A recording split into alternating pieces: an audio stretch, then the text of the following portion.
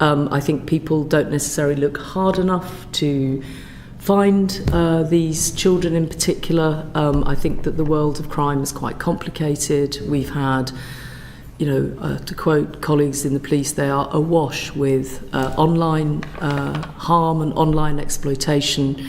We've had sort of the growth in the visibility of county lines and child criminal exploitation at the same time that I don't think child abuse or indeed child sexual exploitation has gone away.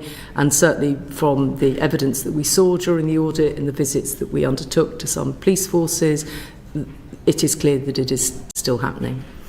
I obviously have gone quite hard, and I'm conscious that there are more legally qualified people sat around the table than myself, but I have gone quite hard on the fact I think we really have to get a grip of how we treat children.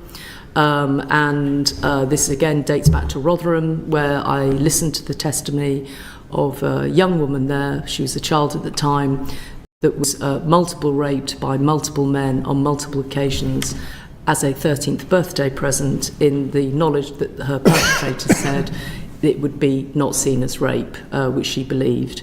So I've always sort of thought, why do we have this sort of difference when from 12 to 13, and why do we have that? And I'm sure there's a myriad of good reasons why people historically did, but I think it's time to draw a line under that and see children as children. And I think if we did that, that would have more profound implications across society anyway. And I think there's lots of people out there worrying about lots of other things to do with adolescents and teenagers. And I think this would just be one very sort of clear historic law change that I feel, given we haven't looked at rape law since 2003, I think it is. I think the time is right to do that, and it would be a very fitting outcome, I think, to the audit.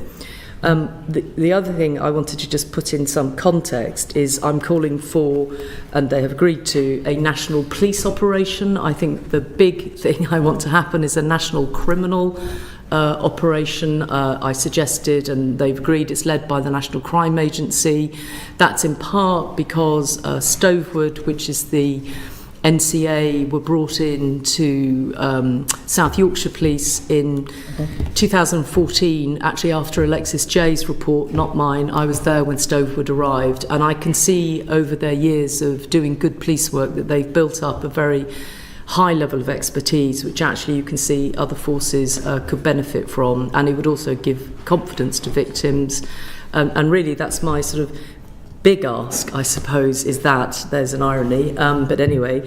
And then the second part of that, and what I envisaged, was a sort of independent commission that would grasp the two.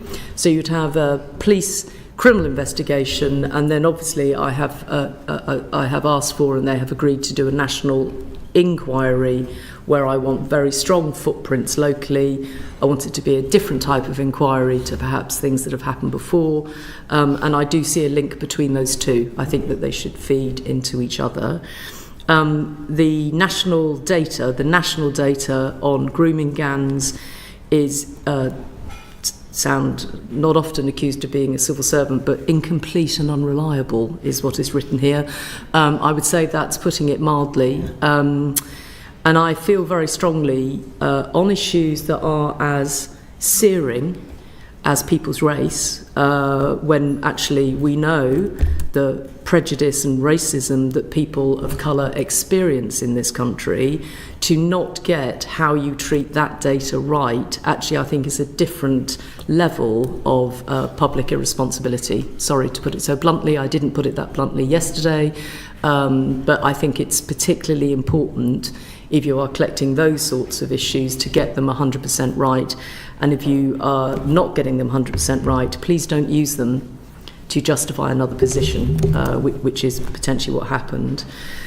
So, and that may be well-meaning, it may not be well-meaning, but that's how the data has run. And I think the sooner we bring a close to that, and either, my view is collect something or don't collect something. For God's sakes, don't half-collect it. That's a bloody disaster, frankly.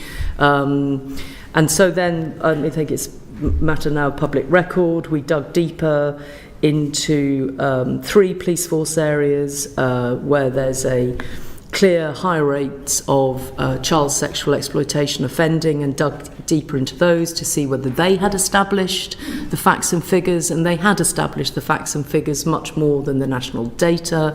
That then meant I was somewhat tougher, actually, in the way I've just talked about the national data, because if I know it can be collected in large police forces effectively, why can't I collect that nationally? Do you see me added to the sort of sense, oh dear God, what on earth have you done here? So I think it's clear that if you look at those three large police forces and their data, one is historic, to be fair, the other two are live, then the disproportionality issue is clear, and obviously when they ask for ethnicity, they largely, one stops at Asian, the other stops at Pakistani heritage. And again, I can only feel the pain of those communities to know that it's all bundled together in one big grouping, and how unhelpful that is to the very communities that you are talking about. So again, I think that's not a great way for public policy to be done, even if it's... And I went into other less scientific ways of trying to see what was going on with serious case reviews, which we can come to, which is it could be a subject topic for your fellow committee all of its own, what's happening in the world of serious case reviews and children's data. But we went there and examined that. Just as a note of caution, when we asked the good people of Greater Manchester Police to help us look at the data, we also collected, I think it's in the report, what was happening with child abuse more generally, and of course so if you look at the data on child sexual exploitation suspects and offenders, it's disproportionately Asian heritage. If you look at the data for child abuse, it is not disproportionate, and it is white men. So again, just note to everybody really outside here rather than in here, let's just keep calm here about how you interrogate data and what you draw from it. I think I've said that I think the sort of poor recording in the criminal justice system, but not just in the criminal justice system. We have strong views, which you've seen in the audit, about children's services and local authorities and this extraordinary change, your Home Affairs. So you've got crime recording of child abuse here going up, and you look over at colleagues in local government, in children's services, and certainly see that in, I think, children on child protection plans for sexual abuse is at an all-time low in the last 30 years. And, we thought, why are we the first people to open that cupboard and have a look at it? Because that tells you something, that if you were trying to sort this out, you might have a different view of it. And I often think that the Department of Health get a hospital pass, pun intended, just bringing a note of levity into a serious session. But, honest to God, the national or absence of national data from the Department of Health world is woeful. Mm-hmm. And the one thing that you will know as Home Affairs colleagues is that quite often victims are actually all there in the health world, and sometimes the health world gets those people to our world so we can prosecute the people that are harming them. And so it really is an important issue that this isn't just something that's for the Home Office or for the Ministry of Justice. I think there's a responsibility on the Department of Health and the Department of Local Government, and very much the Department of Education, not to see this as something that's down in, a bit of 2 Martian Street. And I'm worried about that because we've talked about it relentlessly. I don't think this is the first Select Committee or Public Accounts Committee I've been before asking for better sharing of data between services and agencies. And I think I put in one of the recommendations, we need to look at how we make that mandatory, and therefore if something isn't mandatory or people don't do it, what consequences are they going to face this time round? Because it strikes me that it's not done. Now, part of that is, and again, I'm sure you know this possibly more than I did, that I didn't realise until I went back in to do this audit at the sort of paucity really of technology to support the police in what they're doing. I didn't realise that, I was there when the tragedy of Sohan happened, and that we knew at that point that if we'd had better data sharing, there's a possibility that we might have saved those girls' lives. There's certainly an absolute clarity that intelligence would have been much faster in order of either avoiding it or actually finding that dreadful human being earlier. And we've known that forever onwards. And so I think there is also an issue, which is I just feel that, the Home Office can't drag their feet on, sorry, that's a bit tough thing to say, but they shouldn't drag their feet on looking at police intelligence systems, given we're living in the 21st century and that probably everybody in this room could connect within seconds. Yet we had Bedfordshire Police rightly finding a young boy, as it happened, that was being, in my mind, trafficked to London, but the data intelligence system didn't make it easy for them to find that he was in Deptford and being circled and dealt with by predators. And so I just found that hard to understand, and I realise it's not a big, massive issue to the public necessarily, but it's a very big issue for the system. And then the last thing I wanted to say, if I may, Dame Karen, is that none of the issues in the audit sadly are new, and actually I felt that other colleagues possibly could have found that if they'd looked harder before us. We didn't do anything particularly clever. We just put together the facts as best we could and presented them in as straight bat as possible. So that always causes me a bit of concern. I like to think I'm clever sometimes and find something new, and most of the time, as I head into 40 years in public service, you find the same thing, and what you have to do is be brave about dealing with it. And I suppose that's the last thing I wanted to say, is that the tone that we need to set is that we need national reset when it comes to children and when it comes to child abuse, and within child abuse, child sexual exploitation. And I think that's why I've put together a sort of package of recommendations that include consent through to sorting out taxis with, a national criminal investigation and a national inquiry sandwiched between the two. I hope that's a helpful start. No, thank you very much, and that helps to set the scene for us and our questioning. And I think I read your report and felt rather unwell as to just how much of this was familiar and hadn't been joined up, and that is a great frustration for all of us who serve in public life. We are cross-party, but we are a team working together to try and establish how we can help scrutinise government and the work of the Home Office. And with that in mind, colleagues are very acutely aware that this is a very serious issue, and one that is not one that we need to start having tribal party politics involved in. So I'm going to start the questioning, and I'd like to start with Jake Richards. Thank you, Chair, and thank you for all your work, Baroness Casey, and your team. I mean, it's quite an exceptional piece of work in a short period of time, which must have been very difficult to put together. So very grateful.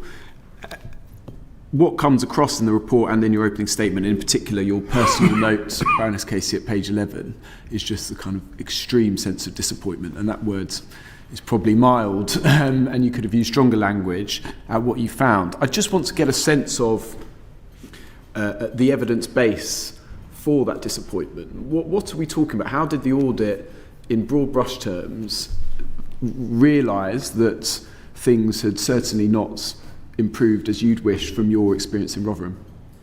Well, I might ask if you want sort of machinations of what blocks of evidence we put together and how. I might ask my colleagues to help with that. But I would direct you, Mr. Richards, to a very long timeline that is in the beginning, which shows just the amount of times people post 2009 actually. So it was 2009 which was the first government statutory definition of child sexual exploitation, and then we didn't sweep through, we carefully went through all of the different, it's not complete, there's more in there. I've had some people since say, well, I did a documentary then, why that wasn't included yesterday, so I'm sure we could go on and on and on with it. But so we did a very big look at who, it's always the same, you look at who's gone before you, why things didn't change, what stopped them from changing if you can, and piece together, is this something that we've all had did it just need putting together? And once you put it together, people go, oh, good God, we should have all known. Or whether actually The data speaks for itself. We did it's almost impossible to get through. I feel sorry for anybody trying to read this report. But going through chapter by chapter on sort of nature, scale, definitions, we literally went through and looked at all of the definitions. We spared you the multiple appendices that we could have attached to it to show just how many times people have looked at definitions, they've looked at strategies, but we haven't got to the nub of it, and I think that's partly the problem. So yes, we did a lot of homework. Does that answer the question? Or is I guess not quite so. I understand. I mean, the 17 pages that the Home Secretary referred to yesterday in her statement of setting out the background of 17. the work that has been done and the chronology is a must read. But what I guess I'm asking is, the audit presumably didn't just read that and then look to see whether the recommendations had been implemented. Presumably, you spoke to survivors, victims, people on the ground, and I just want to get a sense. I know it's very difficult. In terms of what you heard back from them, obviously some of it is touched upon in the report, but it would be really good to have a bit more... Victims? For victims and survivors. Victims and survivors are really angry that things haven't changed sufficiently for the children that are there now. I don't think they feel confident in what's going on at the moment. And I think a lot of them are still carrying some of them open criminal investigations that have gone on for years without any sense of closure. And I think, remember the backdrop here is when children are small, we as a society and a state have eyes on them. I think it's this really important thing. It's not just about crime, but more generally. Like when kids are born into the world, normally they're born in a hospital, so we see the parents. Then there's health visitors, so we continue to support and see the parents. Then they go to schools and nurseries where the class sizes are small and they have one teacher that can do pastoral care. Age 11, quite rightly, they move to larger schools where they're in a much bigger situation because they have to grow and be independent. This is all about not treating them as children until they're suddenly 18. But for the state, it means our safety net changes. And I think we overall don't see, the fact that as they get older and where they are in our care as opposed to their parental care that has failed, we therefore ought to double down on the people around them that are the predators that come after them. So the guilt that they feel as survivors about being called wayward, about knowing that nobody cared about them, the fact that their parents weren't watching a 24-hour find a friend to see where they were and what pub they were in. Some of them have criminal convictions as well. Some of them have criminal convictions because we decided that because she was told by said bloke to bring her friend, that then we do her for child abuse offences herself. I mean, this is and obviously we decided, the audit. I went beyond the terms of reference of the audit because I felt, partly because of Rotherham, that we owed it to both look at what the victims were saying and doing and then to meet some. And so obviously we did some meetings with victims. I'm one of 3 Rotherham MPs. Obviously you met with victims and survivors from across the country. Perhaps you won't comment on Rotherham specifically today, but I wondered whether you or your team could meet with me and other Rotherham MPs to discuss any current and live issues about Rotherham that might be helpful for us to follow up as well. I mean, we're obviously happy to do that. I think we've got to be careful, I've got to be careful not to overstep my position in terms of respecting the process that now happens, which is, it's the Safeguarding Ministers, whom I'm sure you know well, who leads for victims, and I wouldn't want to get in the way of those things. But, I'm not going to walk away from this issue for the rest of my career. And just finally, in terms of your recommendation for a national inquiry, clearly you've said in media interviews that you changed your mind on that. Was there a specific part of the evidence base that made you come to the conclusion that this was a necessity? Very much so, yes. So, it's not like anybody publicly asked me my view, incidentally. I wasn't on the record somehow giving media interviews saying, I don't know. busy worrying about actually social care post-Christmas. So, I had other things on my mind. So, but that said, I was of the group, and I said this to Downing Street, which is, when we're in a discussion about it really early on, I think I would have said to anybody that asked me, do we really need another national inquiry? Alexis Jay did a 7-year inquiry. It was pretty thorough. I followed Alexis into Rotherham all those years ago. She's a pretty thorough lady, and I was of the view, because I've also written reports that haven't been implemented, perhaps we ought to implement the recommendations of her report before we start thinking about anything else. So I was definitely there, and I own that.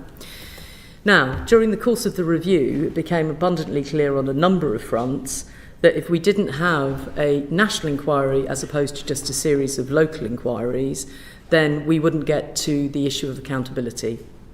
And so as much as I think those of you that have got some knowledge of me around the table will know that I, like finding criminals, and I like locking them up for a very long time. And if I was going to spend money on anything, I spend money on more prison places and more police officers. So I'm pretty tough on crime.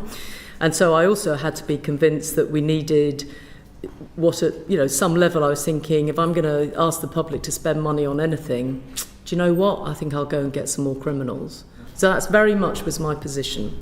And then during the course of the audit, a few things came to light very, very clearly. First of all, when they made an announcement in January that they were asking, had at least the money for 5 areas to do local inquiries, and that everybody would somehow come forward and vote, decide to do these inquiries. Only Oldham bit the bullet, and that's how I describe it, and said, yep, we want to do a local inquiry. My understanding is nobody else volunteered for that. So that tells you something, doesn't it? That tells you something, and it doesn't tell you something I certainly would want to hear if I was a victim. Then we head into looking at some of these reviews. There's a number of comments to make. The most important one at this point in the chronology is I couldn't understand why Andy Burnham was asking for a national inquiry. So in amongst everything else, we looked at his assurance reviews. So Andy Burnham, quite rightly, in my view, did a bit of what I'm doing, which is he thought, this stuff is going on in Greater Manchester. I need to be assured, he called them assurance reviews, what's going on in Rochdale, what's going on in Oldham. I need to see what the police are doing, and he'd had actually victims and Maggie Oliver in a big meeting in whatever it's not the town hall, but whatever his, place is in Manchester. And they'd all agreed that, people had to be held to account. We had to find out the truth. We had to find out were decisions made. If you look at the assurance reviews that he had done, he was so frustrated, and so would I have been, so were the people that did those reviews, that it took years. Nobody shared data. They were all lawyering up to fight over who would share what data. And, that I put it in more mild terms in the report, but when it came to report 3, which I think was like 4 or 5 years later, the guys resigned, and the thing was handed over to sort of a statutory body in the National Inspectorate and Ofsted. And so I thought to myself, okay guys, come on, nobody's volunteering to find the truth here, and we owe these victims that. Secondly, you see extremely important assurance reviews by Greater Manchester Mayor, who's one of the long-standing mayors, knew what he was doing. He couldn't get to the bottom of it. And then you look at the 50 serious case reviews, and you look at the world of serious case reviews, and you see that, to be honest, Mr. Richards, they do not get to the truth of what happens in these cases. What they do is, has the team around the child operated effectively? Now, that's really important, don't get me wrong, but, part of the team around the child are the perpetrators, who spot that the team around the child isn't good enough or can't safeguard that child enough.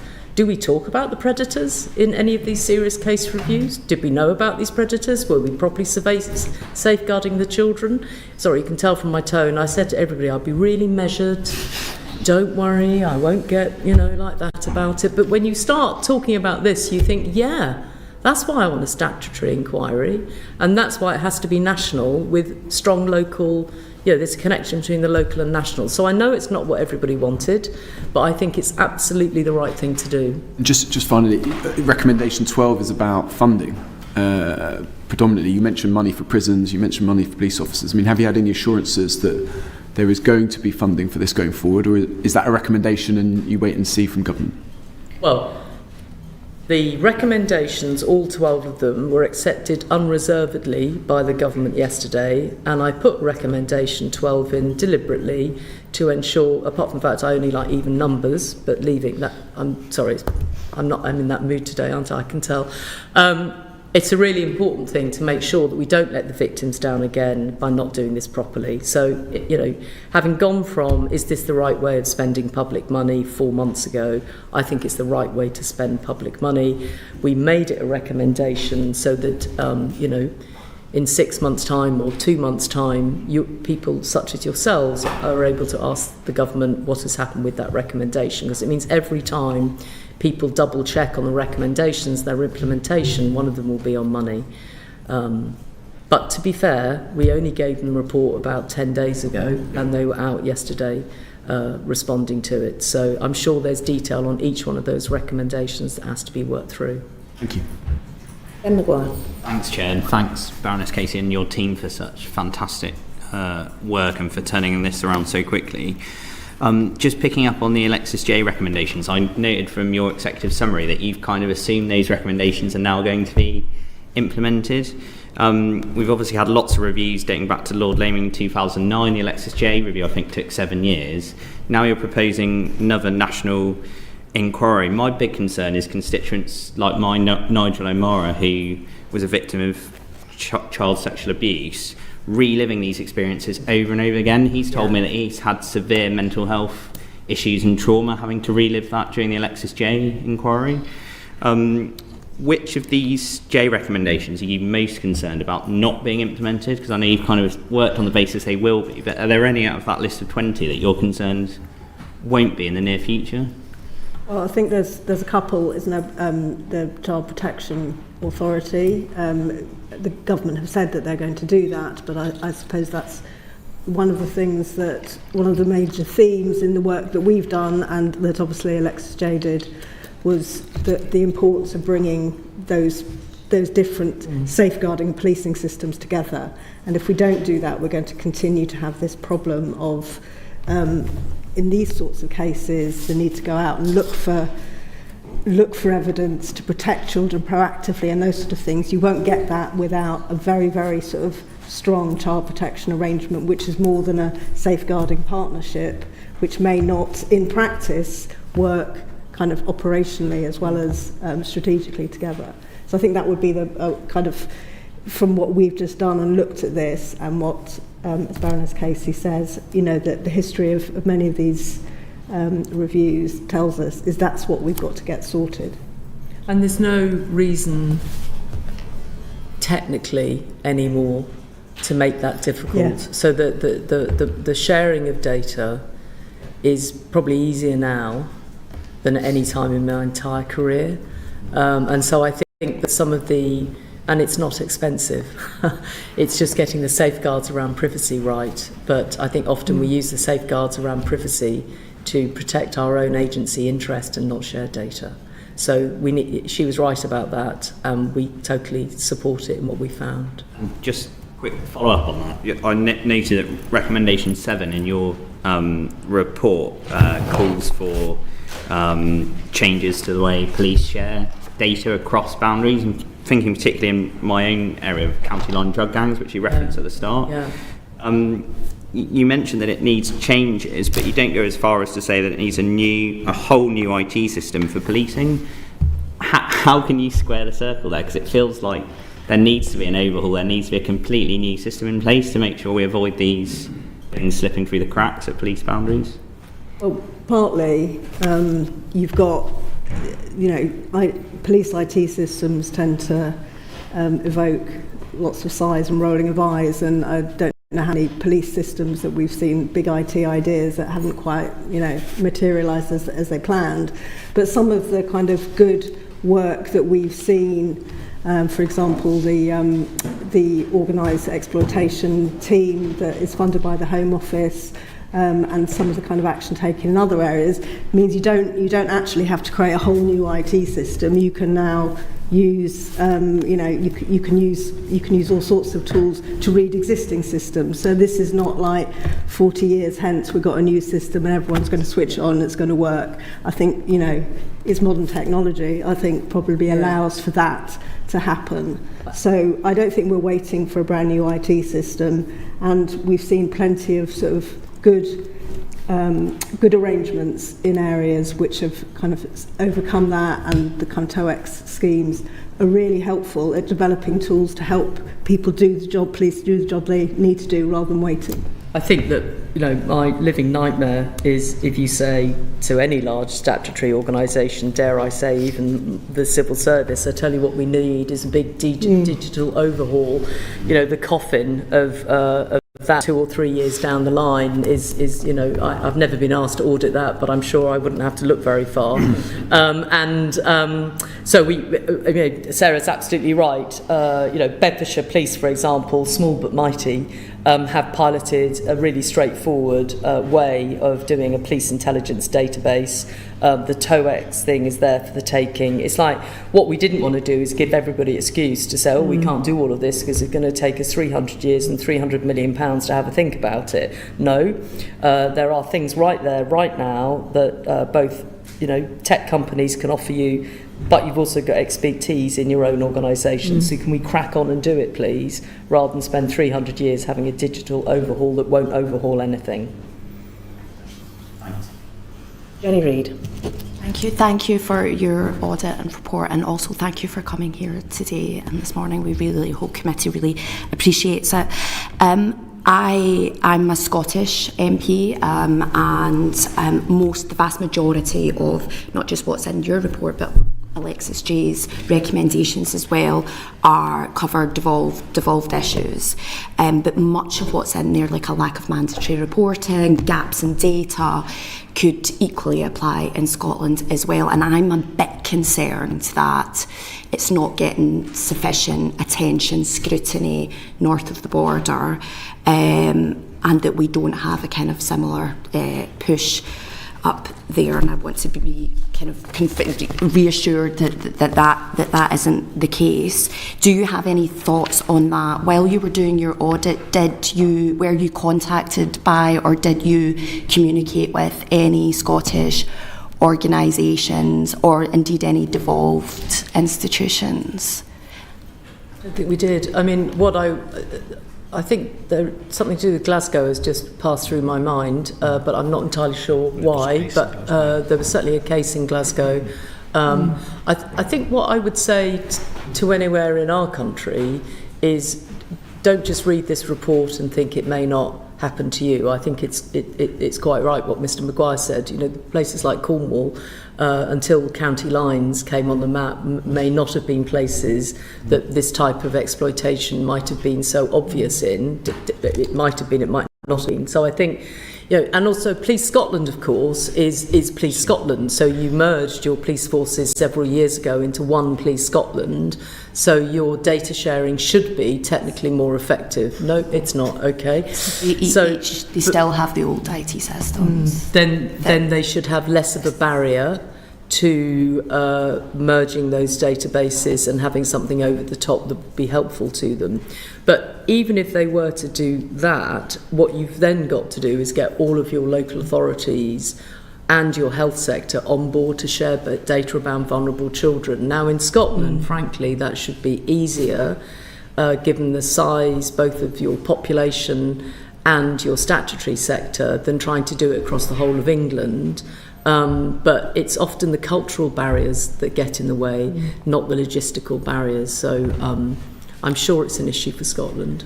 Just to say, in terms of other devolved areas, we spoke with colleagues in Wales where there's the patterns are kind of pretty similar in terms of children's services and sharing. So it was interesting that although the systems are slightly different, the kind of the picture was similar. Do you have any thoughts on whether the national inquiry should have kind of official input from devolved government so that we can get this broad brush learning across the UK? Do you have any kind of... I would be disappointed if the opportunity of the national criminal investigation, because let's face it, I can move from Scotland to England pretty easily, and criminals do, so that would be a missed opportunity. And alongside that, therefore, so would at least the learnings of the national inquiry, because what I've got in my mind is something that is slightly different to a sort of 7-year judge-led inquiry, and I think that what ideally we would have is something that got into local areas, and it's a matter for Scotland to decide, isn't it, whether they would want to have some sort of relationship with the National Commission or inquiry or whatever it ends up being called. But criminals move to wherever they can get their prey. And with the internet, they do that even quicker and easier. I mean, it's an issue internationally, not just between the devolved nations. So I think it is really important that across certainly Northern Ireland, Scotland, Wales and England, there's some join up around these sorts of issues. And that's where my sort of, perhaps over-obsession and a nerd level with getting the IT right is a really pragmatic way of joining up those systems. Which, given where we are, even I understand with this pen and an ink pen, I understand how easy that is now as opposed to even 2 or 3 years ago. Just, if I may, as an observation, in some of the bigger police forces in England that we spoke to, the Met Police, for example, and Greater Manchester Police, they are taking an approach where they apply serious and organised crime tactics and operational approaches to child sexual exploitation successfully, and that helps them to corral, if you like, the local police organisation within their much broader area, so they have an oversight of what's going on. They talk to their districts and they bring everything into the centre and apply more resourcing where there are complex cases. It may be something that policing in Scotland are already doing, but that is an approach that we endorse and recommend is applied more widely going forward. Thank you. I agree about the IT systems and how crucial that is, but if you're not collecting accurate, robust data, then it doesn't really matter what IT system you have, right? So can you talk a little bit more about the gaps in the data? You did mention ethnicity, but are there any other kind of egregious examples that you think that we should remedy now? I mean, it seems to me extraordinarily urgent that we start collecting robust, comprehensive data now, otherwise it will affect the national inquiry. Did it affect your ability to perform this audit effectively? And what did those challenges look like? Yes, it did affect our ability to... would imagine. Our job was to assess the scale of group-based child sexual exploitation, and in that we have not been able to provide an answer because of the data systems, and it sort of also starts right from it starts kind of from the fact that we don't have a kind of robust, up-to-date prevalence survey, so we don't know how much child sexual abuse there is in the country. There's a few sort of reasonably educated estimates, but we don't have anything up to date. The last one was like 12 years ago or something that was accurate. So you can start at that point, and so how many, what are we looking for, kind of how much is going on, and then we can see what services, whether people are coming to services or not. So that's your first point, is that we estimate 500,000 children a year are sexually abused in a kind of a kind of umbrella way of sexual abuse in different forms. And then beyond that, we have the next piece of information down is the policing reports of child sexual abuse. Some of that is flagged when it's child sexual exploitation, but police flags are notoriously poor. They're not used well, and when we talked to police forces and we looked at their problem profiles, we found that the flags weren't being used that well. So there's an estimate that tells you that there are 17,000 CSE crimes a year. But we can't rely on that necessarily. And so 2 years ago, the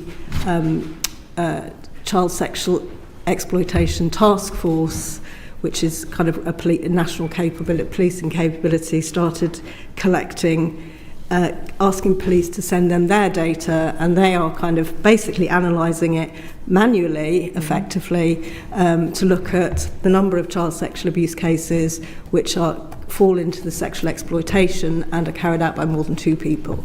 So that's what they have to do, like kind of incredibly difficult and labour-intensive exercise. And that told us there were 719 group-based child sexual exploitation crimes in 2023. Now, so we started up there at half a million a year, and we get down to 700 crimes. We think, we think for a start that because most child sexual abuse is not reported anyway, we have a massive underestimate of what's happening. But that's like the best we got after however many years of saying we really need to collect this information. What needs to happen now to ensure that this doesn't happen in the national inquiry? Have you got any thoughts on? Well, I think just to start on the CSE task force planning, the government have accepted that they will collect data in a more robust way, so we will get some of that, and I think we've said that we need mandatory ethnicity collection of data when it comes to child sexual abuse, and the government have accepted that. So it's not. I think it's probably not mandatory. Totally mandatory at the moment. It's all done by encouragement. I think it's all done by encouragement at the moment. But we think it needs to be mandatory. To be fair, it's Theresa May as Home Secretary, I think a bit into her term, that wanted the flagging process. And she wanted that flagging process because, having said at the beginning of her term, press on, she realised, I think, I'm not speaking for her, incidentally, I haven't asked her this, but my judgment of what she did was think, I need to get across CSE. And so you then introduce this flagging process, because, of course, when somebody is arrested, the series of crimes that you are labelling are quite complicated. That said, all of these years later, for that not to have been implemented more effectively, I draw a conclusion from that that's not good enough. And then I put that together with where we are in 2025 and think there must be better, both technical and other solutions to how you would get that right, if you really wanted to. I'll stop there, Chair, just to allow others. And I very briefly attended a session last week. I was in between meetings, but I popped into an APPG on missing people, where I understand there's a different approach to missing being piloted in Scotland at the moment around return interviews and recording of data, etc. It's always felt to me that, and you've referenced it in the report, that missing, because of the lack of consistency around the way police record it and the way that local authorities perhaps consider it, those children who are missing are the children who are being exploited for county lines, who are the children who are being exploited by grooming gangs. It feels like, and you talk about 10 years ago, we were trying to put this together 10 years ago and say, you need to join this up. So I think one of the things I think I'm hoping that such a big move on consent is, the reason I'm pushing for it is because it's symbolic of what we think about children. So I think the way we come at missing at the moment, and this is good people trying to do it, feels very much in how many times has somebody gone missing, and are we getting the returning interviews right? So it feels very transactional, and it's missing a bigger point, which is, I hope that if anybody has teenage girls and adolescent girls in the room right now, if they disappeared overnight and they switched their finds a friend off, you would be beside yourselves, absolutely beside yourselves. But because we're dealing with kids that haven't come from that, we as a state attempt to have a safety net. And that safety net doesn't see that missing. So even though it's an important thing and you have missing task force and that sort of, it doesn't grasp the bigger picture. And I think fair play to West Yorkshire Police. They have an analyst, Mr. Smith, I've forgotten his first name, and Paul Smith. And after Rotherham had happened, he, often in public service you find individuals, don't you, and you think, wow. And so he developed what they call an algorithm. I'm not sure it is an algorithm, but let's go there. And essentially what he did was say, if we put together missing more than twice and put that across, I mean, you'll be aware of this, put it across kids perhaps in children's homes, I think it is, or in child in need. Then they put it across whether they'd ever been on the radar of anywhere in the criminal justice system.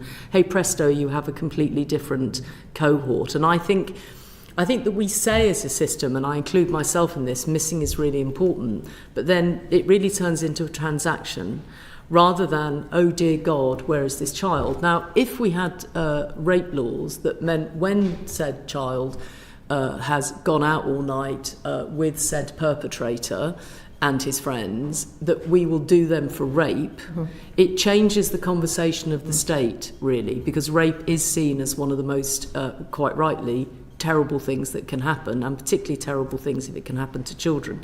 So in a way, I'm trying to use the opportunity of this audit to say, how do we reset how we think about children? And it's also why, Dame Karen, I'm so concerned about the whole children's services side of this, in that I think they don't even see those children. So how can you you would look at missing, you would look at who's on your child in need, you'd look at the moment they just have neglect for most of these kids. I think there's some very profound questions to be asked about what's happening in and around children, of which missing, we call it a red flag. You think some sort of beaming noises, a beep should go off on my phone when Louise Casey goes missing. I'm sure there's plenty of politicians that wish that was possible, but it's sort of, and yet it's not. It's like, well, have you got the returning home interview right? Yeah.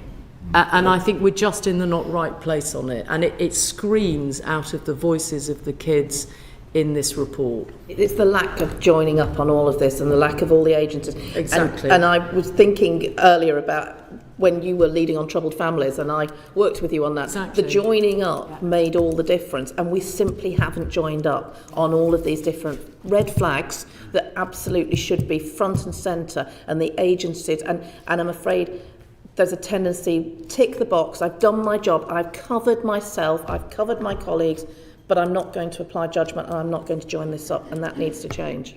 I 100% agree. Thank you. Chris Murray. Thank you, Chair. Firstly, thank you all three of you for this very important report that you produced.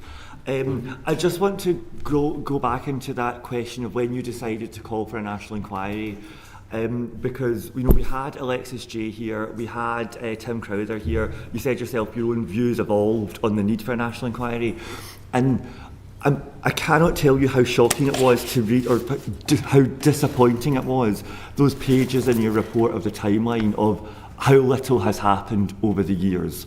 And I worked on anti-trafficking for 4 years, and I've spent so much time reading reviews like this, submitting evidence. There's been task forces, there's been reviews, there's been inquiries. My question is, how do we ensure that there just is not more delay? How do we ensure that this new national inquiry does not become... I understand completely your reasons for calling for it, which you've set out really comprehensively, but how do we stop people in the system using that as like, well, that's for this national inquiry, we're not going to move forward on that? And can I ask you specifically, we will have the Home Secretary at this committee in 6 months' time. Which of your recommendations should we say to her, have these been implemented yet? So we use this inquiry, your report, as a fire break so there's action and not just more discussion. So, to the last question, the reason that there's so much that we could want to come from the audit findings, and we zeroed in on 12, and we did that deliberately so that we looked at what we thought would be the most significant 12. in order to get the biggest change possible. So obviously I have strong views on other areas, such as serious case reviews, just to put that back in. But we zeroed in on 12, and I think that I would like you to hold to account the government in 6 months' time for what action has happened on all 12. I don't think that's an unreasonable thing. That if I'd done 300 or 200 or even 50, I think that gets tricky. But we did 12 knowing that we wanted some big shifts. So I think the other thing, just on the National Inquiry, look, you have to see the National Inquiry and the National Criminal Exploitation, Criminal Investigation. Thank you. Sorry, it's been a long 12 hours. Yes. You have to see the National Criminal Investigation and National Inquiry almost conjoined. They can't be for different reasons, because we need the Inquiries Act statutory powers available to the National Inquiry. But I would like to see, and I listened to what the Home Secretary said in Parliament yesterday, I would like to see quite a significant uplift in the prosecutions, the action, the criminal investigations on child sexual exploitation, both historic and current. I'm very mindful of what Mr. Maguire said about some historic victims who actually really don't need to be brought before more national inquiries to account for what's gone on. I don't think we need, unless they want to, lots of sort of victims that have already given evidence elsewhere. What I'm concerned to do with the National Criminal Investigation is go after the criminals whose victims have not got justice. So it's where there is a gap, not a sort of, or where actually the prosecutions weren't good enough. So that's the first thing. And then the second thing is, I think that we've put it in the recommendations, that we've got a sort of formula, we think, about how the National Inquiry could think about, therefore, where that took you locally. There are some places that people may want to crack on with in the shorter term, but certainly over time, and I don't think it needs to be forever, if you had areas where clearly there haven't been national criminal convictions or criminal convictions, and suddenly we're finding them, you'd have to ask yourself why we're finding them now and why we didn't see those children 10, 20 years ago. But a lot of this has to be driven by the victims. It has to be proportionate around the victims, but we see them jointly together. And I don't know, I think because of the publicity, which is both sad in some ways but important in others, the attention this has had politically. Here we are, less than, not even 24 hours since that report was laid in the House, and I'm before you with my team. It shows that I hope this is a line in the sand, and I think the 12 things that we're asking for are not impossible. They're not pipe dreams, they're achievable. Okay, thank you very much. Thank you for that. A couple of other questions. So firstly, one of the things I thought was this is a genuine question, one of the things that was interesting that was missing from the report is any discussion of the pandemic and that huge impact that has had on child protection, on the way abuse is perpetrated. I just wondered if you wanted to say anything about that. Well, if you want to ask me to do another report in 6 months on that issue, I'm not happy to do so, but I'd be open to negotiations. The truth is that there is a huge dynamic at play around what's happened since the pandemic, both not just in crime, but into the lives of children and what's going on. I think I was quite vocal during the pandemic that we ought to look at the implications of it, and we shouldn't leave people behind. I'm still of that view on a personal level, but this piece of work couldn't stray too far from its establishing the facts in relation to child sexual exploitation by gangs, and we only had 3 months to do it in. And I can assure you, in terms of all of the projects that I've been involved with over the years, this has been tough to achieve in the time period. I had to ask for a 2-week extension just to double down on the final facts, actually, to be sure what we were getting in terms of data from colleagues in police forces that wanted to clean their data before it went public. So it was quite tough to get just this body of work done in 3 months. So I'm sorry if we didn't get to wider issues, and I think it's important that somebody does. I really do. I'd support that. Okay, thank you. And another question is, you talk about it's really important to collect ethnicity and race data, and you've set out really comprehensively why that's the case. But I just think about other kind of child sexual group exploitation that we've seen. So there's been significant ones in the Catholic Church. Also in my city of Edinburgh, there's been significant challenges in boarding schools.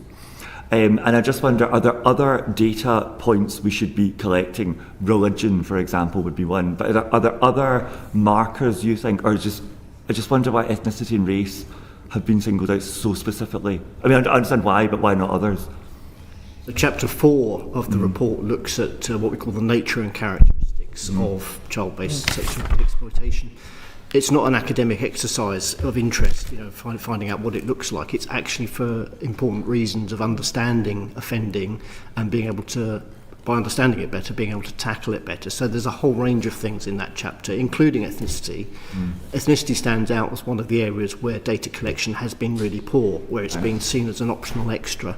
But there are lots of others in there, and we've spoken about some of them. The vulnerability factors associated with victims, for example, understanding those, like the missing episodes and so on, can be really important in better tackling offending. All of the demographic information is important, and we go through it all in that chapter. I would say that applies more broadly to crime in general. It's really important to understand who is being affected by crime and who is committing it, and where there's overrepresentation of certain sections of society, whatever that might be: age, sex, religion, culture, nationality, ethnicity. Those are important things to understand in order to work out how you better protect the victims and prosecute the perpetrators. And I think the other interesting thing about this, it's interesting as a sort of been around a long time, is that you don't always have to collect national data. You could actually have done a deep dive. Policy making can be done in many different ways. I think that the issue is that people don't always find looking at ethnicity straightforward in certain circumstances. In some ways, they find it really easy to look at it, look at the Metropolitan Police and Black Londoners. So, there's an irony to sometimes we decide to find this data writ large, and then other times we decide not to. So, I'd add religion into that as well. You could easily run a deep dive into a set of data to establish all sorts of drivers, but nobody's bothered. Sorry, that's too harsh. Nobody has seen it as a priority. And I think sometimes my main view about these things is that if the good people don't grasp difficult issues, there's plenty of bad people out there that will grasp them for you. So I'm always a believer, no matter who is in power. I've worked for several prime ministers, several different administrations over the years, and my advice to everybody always is get ahead of trouble and grasp it, because you're a good person, and there's plenty of people out there that grasp the bad stuff and make it even worse than it needs to be. Absolutely.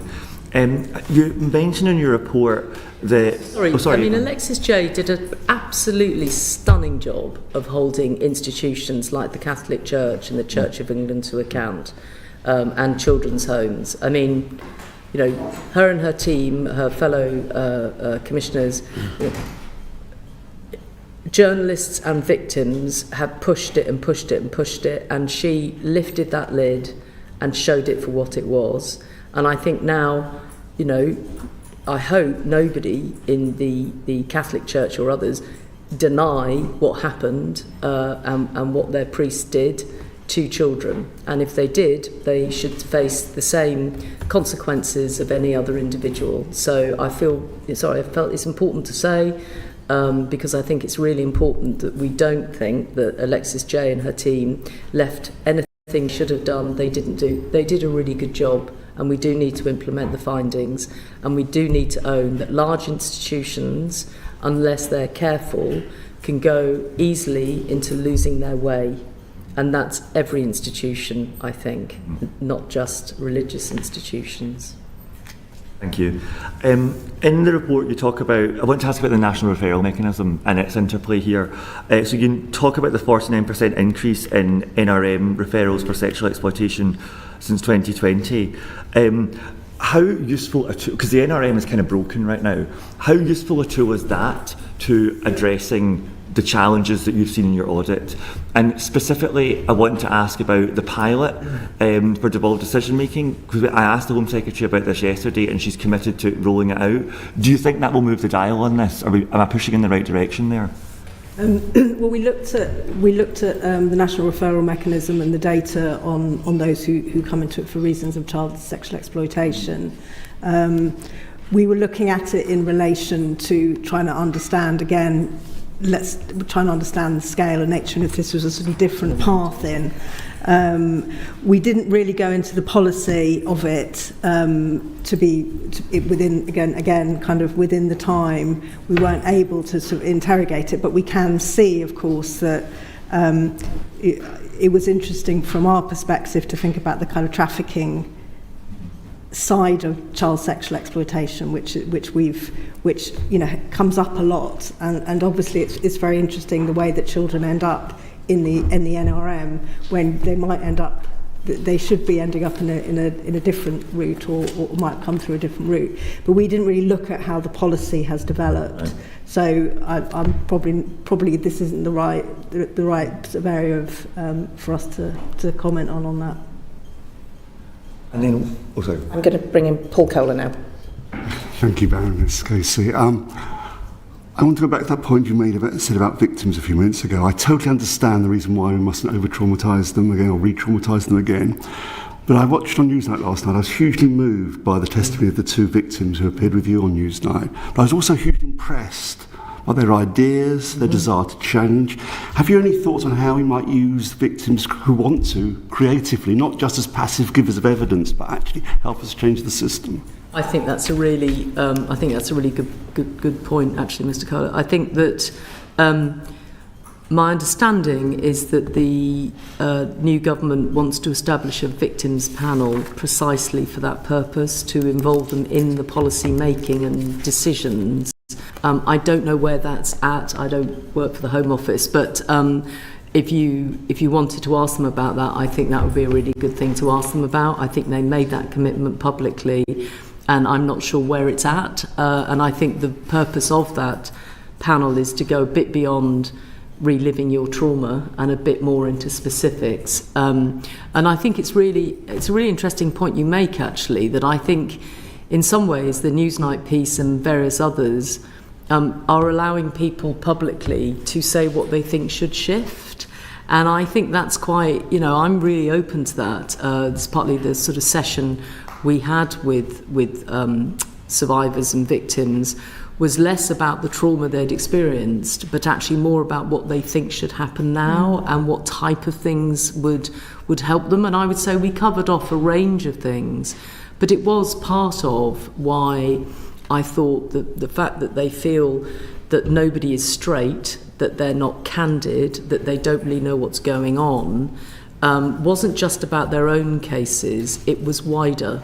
And that's partly, it was another part of why we came to the view that we should settle on a national inquiry. And I think that the other part of the national inquiry with its local footprints is that I think it would be helpful to make sure that, yes, inquiries are there to establish the facts, to apportion blame, to use inquiry language, and to make sure it doesn't happen again. But it would be a missed opportunity not to use that victim's voice to say, so what specific things do you think we need to change?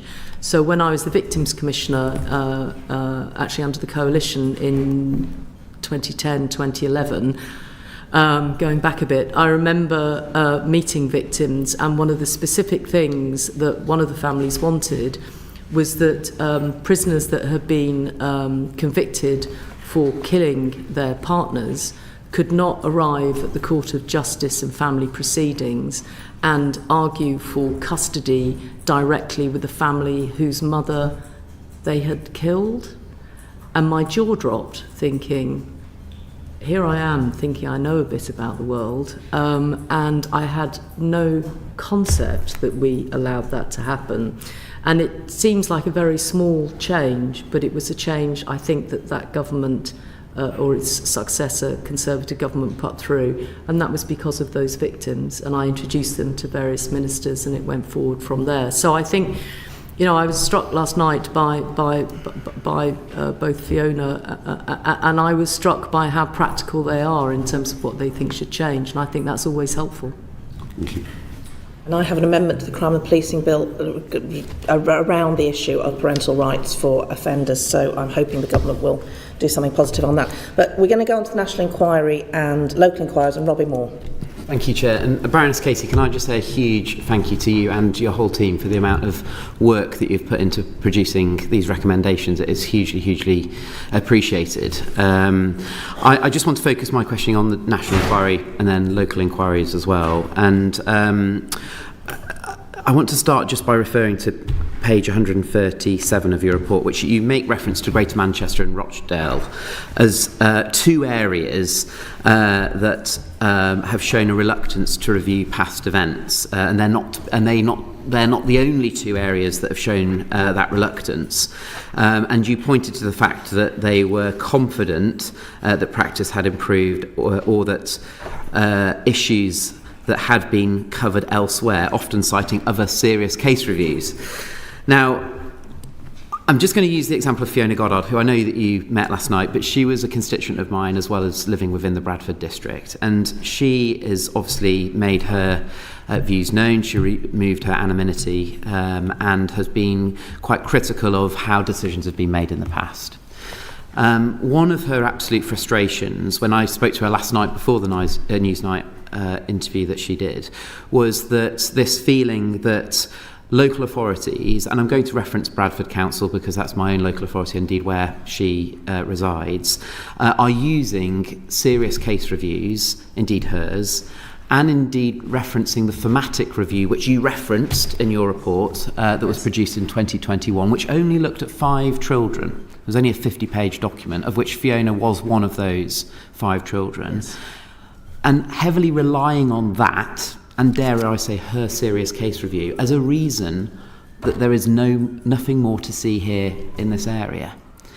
So I think the simple question is, we've had the announcement quite rightly that we're having a national inquiry, but we still have the reluctance that's coming forward at a local level for any more of a spotlight to be shone across the Bradford district.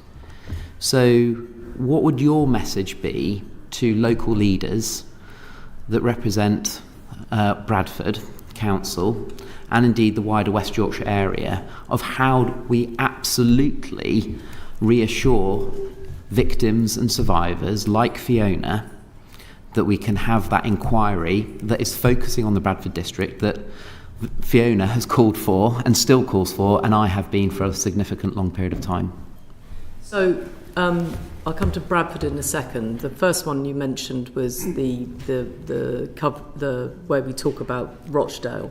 So just sorry, I may not have made myself clear earlier. So I think Andy Burnham did a good thing in Greater Manchester to say, I'm not happy with what's going on here. He listened to victims, he did talk to the police, he did talk to others, and he tried to put in place, he did, not try, sorry, that's unfair, he instituted assurance reviews, that's what they called them, to try and establish exactly what you're wishing, I think, for Bradford.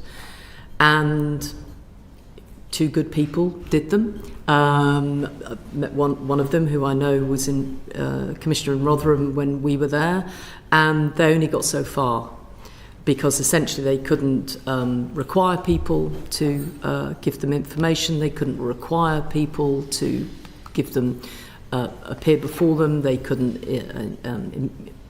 didn't have any ability to do hearings, and as I think we put in the report, it just went on and on and on, and then they did this work, but nobody It took a long time before anybody said, as in the new Chief Constable, who said, yeah, we didn't get this right and we're sorry to victims. And that's why we put it in there to say, even when you have actually the Police Crime Commissioner, which is what the mayor is, where you have a Police Crime Commissioner or a mayor that says, I want this to happen, and he spends money getting it happen, it didn't get him what he wanted, which was accountability on behalf of the victims, and the system was what happened. So that's why I, again, just doubling down on that looking at that, interviewing various people, we came to the view that without statutory powers, Inquiry Act type powers, you're not going to get anywhere. And then I agree that if you, I would say, if you were Bradford, if you were anywhere in my report that we published yesterday, if you were any of the areas that are sort of visible and identifiable, just be ready and be open to the fact that you may be the subject of one of the national inquiries. And I would be surprised if some of the areas that I mentioned, probably including Bradford, would not be subject to being part of a national inquiry. And it's absolutely right that I think members of Parliament, I think victims, I think other people are able to say, we want this to happen here, and that should be balanced out with what I think should be, dare I say, an evidence-based and data-led approach to looking at where you would start and where you would head. So I didn't want Mr. Moore today to get into, this is my hit list, let's just use common parlance, or, you know, dare I say it, this is where I think you should start, because I don't think that was my job. My job was to establish a different set of facts. Do I think you can look at the audit and make that part of your decision-making process, whoever is going to take that role on? I think I probably would if I was theirs.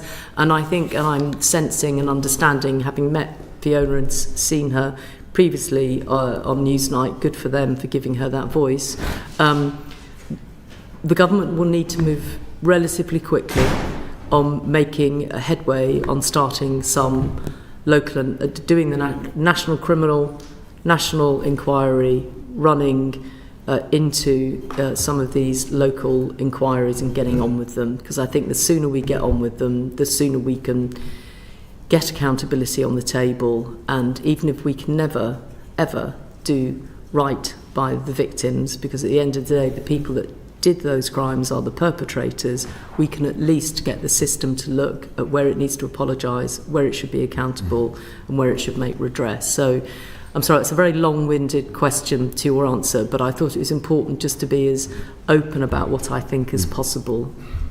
I really appreciate your response there, because the excuses, dare I say, at a local level, first of all started off about it being too expensive and therefore it wasn't warranted. Then it turned into the fact that we would learn nothing new. And this, as an element of communication that's coming out from Bradford Council, and dare I say our West Yorkshire Mayor as well, is that it is very much reiterating the points in your report where you were referencing other places like originally Greater Manchester and Rochdale before things changed under Mayor Burnham, for example. So the question I then have is, are you satisfied if we still have this reluctance this reluctance to accept that we need to have a spotlight shone on the Bradford district? Do you feel that your recommendations are providing the Home Secretary with enough of a direction and, dare I say, powers to be able to utilise through those recommendations to be able to ensure that a spotlight could, should it be chosen, be shone on Bradford? So the first thing to say is I naively really I didn't necessarily see that the Prime Minister saying he wanted a national inquiry on Saturday would somehow turn into quite the bigger deal that it did. Perhaps that's my naivety, because my head is right in the middle of this and the victims and what we should be doing. Perhaps I misjudged that slightly. I absolutely thought that this was the right thing to do. I thought the decisiveness, to be fair, of the government in basically within a week, saying, OK, we're going to do this. And then the inquiry was announced on Saturday, and the full announcement of the law changes, the criminal investigation and the inquiry, because they are a package, I urge people to consider them as a package, was announced only yesterday. I think that's pretty good going in my career in getting governments to do things I want them to do. I felt quite all right about that actually last night. By the time I tripped over to Newsnight, I thought, job done, mate. Anyway, but I take what you're saying and I understand it, and I think that what I would say is the Home Secretary made clear yesterday the government's commitment to all of what was in there, including a national inquiry with local footprints. It's the same Home Secretary that in January said, here I am, I think there's something that needs to be looked at here. Here's 5 local inquiries. We're going to follow the Telford model that many people across the political divide have supported. Nobody came forward. She will have noted that herself. We discussed it when we met between my handing in the report and now, and had the same conversation about why I have shifted my position. And she herself noted that areas didn't exactly knock her door down to want to do these local inquiries. The statutory inquiry powers were announced on Saturday. They were given in full to the House yesterday. Any area of the country, I would urge them, Bradford, anywhere, to think carefully about not being open to scrutiny and to change.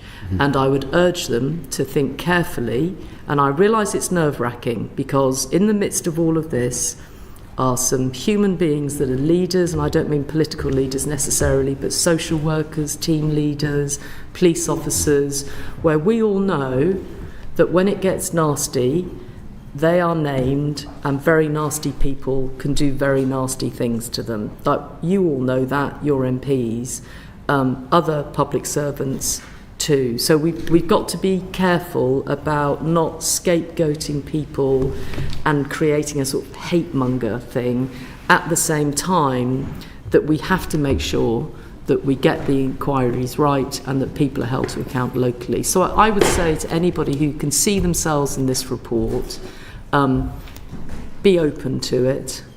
Don't use... I mean, you're telling me what we wrote. You're absolutely right. You know, there are areas that have said, we've done serious case reviews, therefore we don't need to do anything. That is not the case when you look at the serious case reviews. It does not answer the question. Serious case reviews, the public may think, and I used to, that they are a way of holding kind of what actually happened and how can we not get it right again and who's accountable for not getting it right. That's not what they have done, and that's not what they do. So you can't use them as a reason not to do an investigation when you're looking at these issues. And I would say that to Bradford and anywhere else in the country. I would caution against doing that and say, let's be open. Let's use this as a moment to draw a line and to have a national reset. That's what I would say. Thank you. And openness, transparency and accountability is incredibly important, and that's absolutely noted. Which brings me on to my next question, is to do with terms of reference associated potentially with the national inquiry. Because I know that you, West Yorkshire Police fed into your report and helped with, I suspect, then the recommendations that you then came to. But as one of the concerns that gets raised to me is it's multifaceted, and this has been picked up in terms of some of the comments that you've made today, in terms of it's not just police forces, it's local authorities. In fact, it's any organisation effectively that has safeguarding responsibility, including the CPS.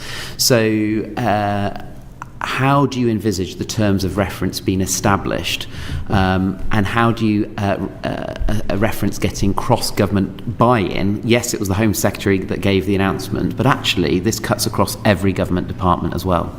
So would you just like to expand on that? And if I could add to that, and it's the question I put to the Home Secretary yesterday, how do you make sure that you don't prejudice criminal trials because clearly in the inquiry we want openness, we want honesty, but sometimes that openness and honesty is provided on condition of some form of amnesty or a lack of prosecution, and we can't have a situation where in an inquiry we find a perpetrator who's guilty of potentially many crimes that can't then be prosecuted because the inquiry has taken evidence. How are we going to ensure that doesn't happen? Well, and I think the issue of misconduct in public office is always quite a tricky one to investigate and prosecute. Actually, if that's that's where you end up. Not suggesting that one does, but it's always been quite tricky, that one. I mean, to be honest, the 3-month sprint to get to where we are, no, West Yorkshire Police were not involved in the recommendations. We took from West Yorkshire Police the Smith algorithm and the good work that they're doing in terms of their organised and criminal exploitation.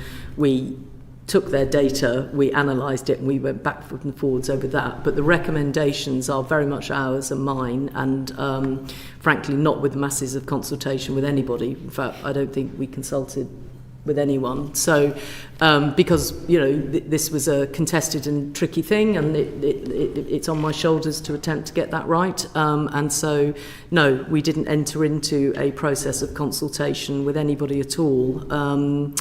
So, as to the detail of how you get all of that right, I honestly think there's a few. You'll have to get the terms of reference right. Do I think that's an impossible task? No, I don't. Do I think that people might use excuses as to why you can't do these things because of the very reasons you said? That's a possibility. Do I think we should all watch that very carefully? Yes, I do. And do I think we can crack on with this? Yes, I can. The Inquiries Act gives scope to do things in different ways. We don't have to always do them in exactly the same way. That's what the Inquiries Act gives you. And if it needs to change, there's a government in power that can change it. So, I haven't really scoped out and got to the detail of terms of reference, but I think it's pretty clear what we want, and I think it's pretty clear why we want it, and I think the government has accepted it unreservedly, and I have huge confidence in them across the board, actually, to implement it. And I have to say, I thought it was quite a moment to see the government bench with women right across the board yesterday. The Home Secretary was surrounded by her Secretaries of State and other people that are active. And, I think a lot of parliamentarians across the political divide have contacted me in the last 12 hours to say thank you and well done. And that goes across the political spectrum completely. It really does. Thank you. Paul Kohler. We've got a couple more questions, if that's okay. Okay. Carry on with the national inquiry. It's coordinating a number of local inquiries, drawing generic lessons from that. But do you envisage it going further? This sorry, awful tale is a systemic failure in the body politic at every level, local, regional, national. A failure of self-reflection, with something we saw in the House yesterday. Are you envisaging it talking about the failures at every level of government, including national? So I think the important thing, again, about giving the panel or the inquiry chair or chairs is that by giving them statutory powers of that nature, they are able to go wherever they think they need to go. That's a good answer. Thank you. It's the truth. We've set out a prescription under that recommendation to a degree. Obviously, it's for the government to work out how they detail that, but having an independent commission overseeing that, agreeing set terms of reference and timescales and so on, is an important part of that process. And it's in setting the terms of reference that scope is really determined, and then how the Inquiries Act powers are applied and how they're used, for example, to overcome conflicts of evidence with criminal and other prosecutions and so on. And so you don't see it as restricted to then just coordinating these regional? No, that's great. Absolutely. Thank you. It is evidence-led. Thank you. And one further final question. What cultural and again, this might be premature, you might not want to have a comment on this, but do you have any thoughts on the cultural and societal drivers that were at the heart of these grooming gangs? Is that something you feel able to comment on at this stage? I think it would be no, actually. I think that what I'd like to see is that we take this carefully and properly, and that what I feel we've known needs to be done, even if it was just intuitively since Rotherham, but certainly now the evidence is there, is that one ought to collect data properly and at the same time It will be a difficult and challenging piece of work to do, but obviously I don't often ask for new research in anything that I do. I'm a let's get on with it type woman. But I think in this situation, we do need to have a bespoke piece of research that looks into whether there are cultural drivers, religious or otherwise. And I also think that that's not unusual in crime fighting.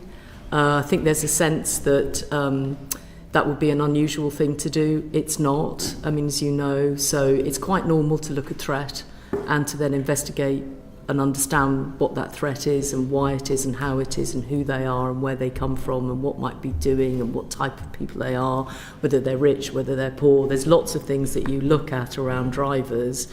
And I think if we looked at it in that way, and if we'd done this a few years ago, perhaps we wouldn't be here where we are now. So it's not often I recommend research, as you probably are aware, but I do on this occasion. Thank you. El Ribeiro Addy. Thank you, Chair, and I also want to say thank you for all of the work that yourself and your team have done on this. You said at the beginning that you weren't sure if you had done enough, and I think that's a huge disservice to yourself. You've been writing recommendations for a long time, and perhaps if people have listened to them, things might be a bit different. But in terms of those recommendations, some of the work that's going to be going on, I also wanted to ask about inquiries, because we find a lot of the time that inquiries go ahead when there's been a huge moral outrage, and then we want something to be done. And I understand that data does need to be collected, that's very clear, but they are notorious for being costly and lengthy, and I was pleased to see there's going to be a time limit on this. So what's the time limit, roughly? So I think in anything that we might have said so far, we've suggested sort of 3 years. Okay. Certainly initially, but certainly I think you should be thinking getting the national and local bit done within 3 years. It's partly why we're looking for flexibility about the inquiry model, and looking for perhaps a team effort rather than a single individual running hearings. Probably saying more than I should at this stage, but why not? You've asked a question, so I'm answering it. So, yeah, I think that we're of the view that this is achievable. I just think that we need some creative thinking from colleagues in the civil service to help make it happen. And could we hope for some interim type of reporting that might help push things forward a bit quicker? So I thought what was interesting about Alexis J and the way she did her report is she did regular reports. So I thought that was a really good model, and I was really appreciative of that as somebody that was following what is she finding and what we should do. And again, I think I know that's not what other inquiries do, but I thought Alexis J and her team did that really well. And again, it would be obvious that why would you wait if you've got a local inquiry done somewhere? You don't need to wait 3 years before you publish it. You need to get that out there, get on with it, and get people moving on. And in terms of the 12 recommendations you put forward at the moment, and I know they've all been accepted, and I know that you've already said to colleagues today that there's not any particular ones that you would think we should be pushing for. So I suppose I wanted to ask slightly differently, do the government have the full capacity to implement them, and are there any that they might find more difficult than others that we might be able to push on? So I think changing the consent law, there'll probably be an awful lot of people that think we don't need to do that. Okay.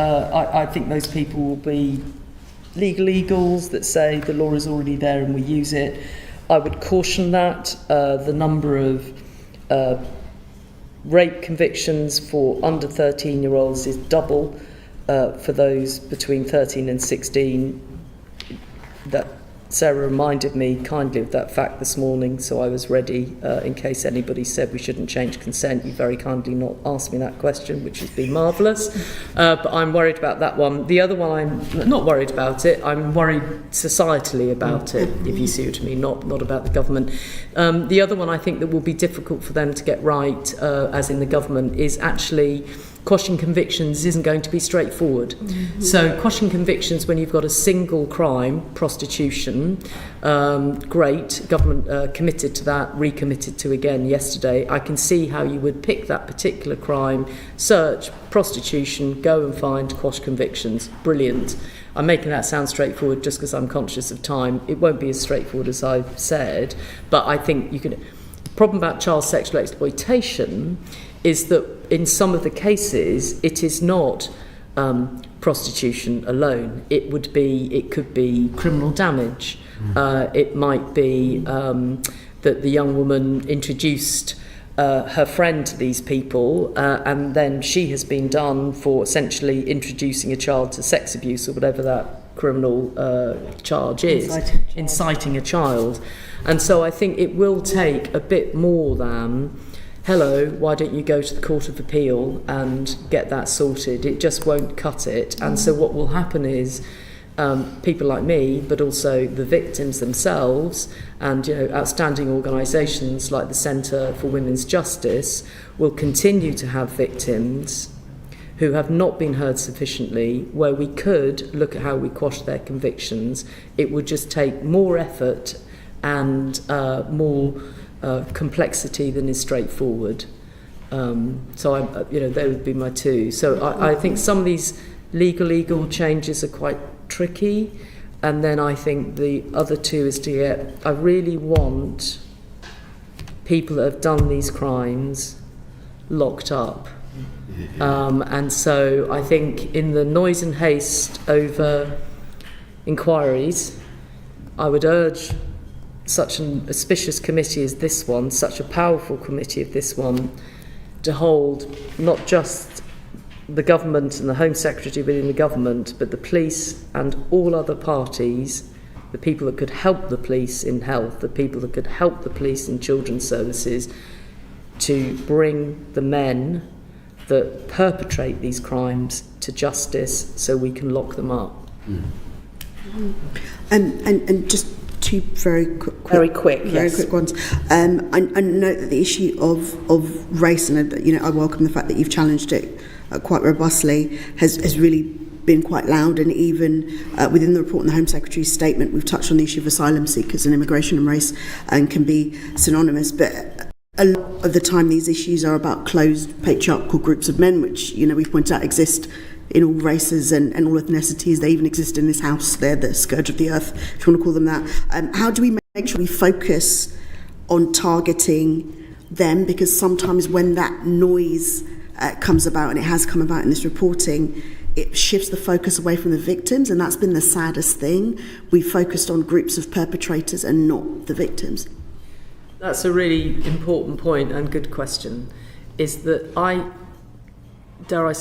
almost feel that because we haven't done the job right around collecting ethnicity properly, it means that, in a way, the bigger issue, dare I say it, which is men's violence towards women, is in danger of being lost. And so I think that, I think in a way that's why it feels that is something that all of us in society, there are so many good men that, need to step into the space of helping to do something about that, not just around child abuse, but more generally. And if we're still arguing over data around ethnicity, we won't get to the bigger issue, which is no matter what ethnicity, religion, age, or whatever, why do men commit these offences against girls? And you can do all of some women, some are men, boy victims. Child sex abuse that we're talking about today is largely men, if not nearly all men, against girls, and some of them are young. So I think I'm with you on that. I just think that in a way, until we get this stuff sorted from a policy level, the point you're making will continue to be missed. And just finally on the victims, and I suppose what seems to be happening overall, and some of my colleagues have touched on already in terms of the agencies that are involved around them. We already have quite robust legislation, it seems, to protect children. It seems like we do. You could apply it in a certain way. We even have good legislation, I suppose, in terms of rape, in that you can receive a certain conviction. The problem is that people don't actually get to court, and that it seems that these issues of child sex abuse don't get to a point where they're being prosecuted. How? And it was the issue of, I suppose, agencies not talking to each other. It's very clear from all of the reports that a lot of these young people have come from care, particularly social economic backgrounds, are in certain situations. How do we get from the focus from, I suppose, the justice element, which is important, to actually putting resources into tackling some of the root causes and, I suppose, the roots of where some of these victims are specifically coming from? Because the focus of the work is important in terms of tackling it, but we know that some of these children are coming from particular situations, and we never seem to be doing enough on that. At this point in my life, I wonder whether we will ever be able to do enough to protect children if we don't establish how we can have families that are able to look after their children in a way which means they don't end up in difficulty. And good families end up with kids in difficulty, incidentally.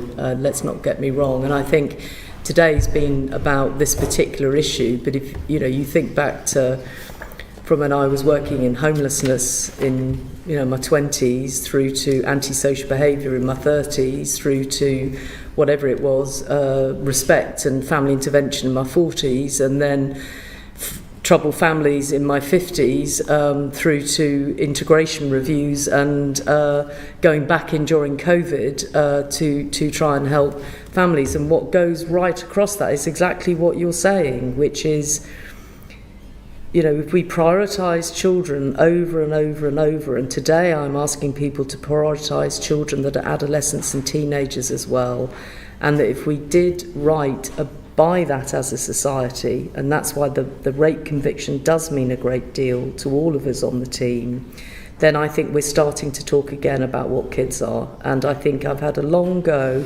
at trying to you can call it, what do we call it, social exclusion, social mobility, social justice, troubled families, and now I'm before the Home Affairs Select Committee. The issues are the same.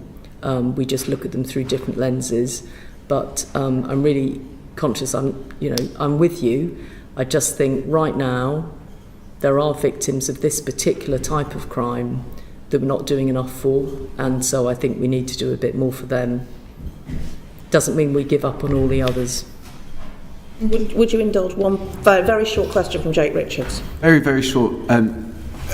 Just looking over the history. Just because your sister is the special advisor to the Home Secretary doesn't get you special treatment, Mr. Richards. I have declared that interest previously for the record. When necessary to do so. I can assure you that it doesn't get me any special treatment. Quite the opposite, actually. Looking at all the reviews and work that has been done on this issue over 10, 15, 20 years, and the complete profound disappointment at the lack of progress.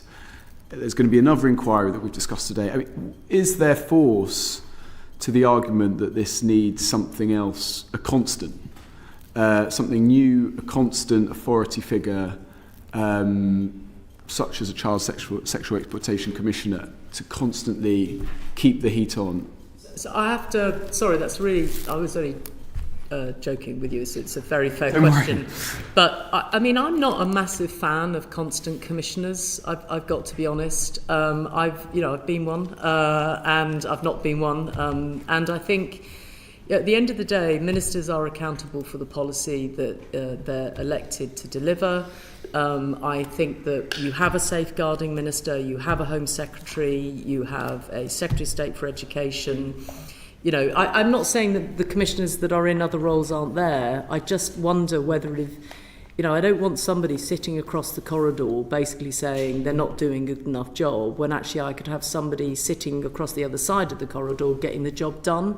And so I think there always has to be a balance between when you need, you're about to set up a change in law, which will be extraordinary in history for kids in this country. You're about to set up a national criminal investigation that will take millions of pounds to get right. You're going to run a national inquiry. You'll have figureheads for each of those that should be before you being held account for not the inquiry one, you won't be able to do that till they finish. But, you know, they are very publicly accountable for what they're doing. I would probably argue you don't need another one. You've also got a very good domestic violence independent commissioner in Dame Nicola Jacobs. It's like, I don't think we need another commissioner. I think we need to crack on. Thank you very much. Thank you. You have indulged us, but as always, common sense and very appropriate comments and recommendations.